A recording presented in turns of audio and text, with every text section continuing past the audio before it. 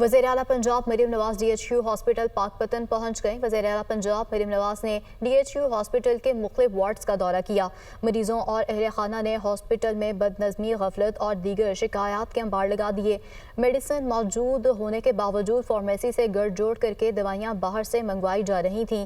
وزیر اعلیٰ پنجاب مریم نواز کا سخت ایکشن، سی ای او ہیلتھ پاک پتن اور ایم ایس کے خلاف مجرمانہ غفلت پر مقدمہ درج، گرفتار کرنے کی ہدایت۔ ساہیوال سے نئے ایم ایس کو ڈی ایچ یو ہاسپٹل پاک پتن تعینات کر دیا گیا۔ پرائیویٹ لیب سے ملی بھگت کرنے پر 3 لیب ٹیکنیشین فارغ، ڈی سی پاک پتن کو چارج چھوڑنے کا حکم جاری کر دیا گیا۔ وزیر اعلیٰ پنجاب مریم نواز کا کہنا ہے کہ اسٹور میں دوائیاں موجود لیکن میڈیسن باہر سے منگوائی جاتی ہیں۔ 100 ارب روپے میڈیسن کے لیے دے رہے ہیں، عوام کو دوائی کیوں نہیں مل رہی؟ ہسپتالوں اور اداروں میں کام نہ کرنے والے قوم کے اصل ملزم ہیں۔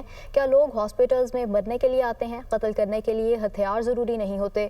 مجرمانہ غفلت بھی ہلاکت کا باعث بن سکتی ہے۔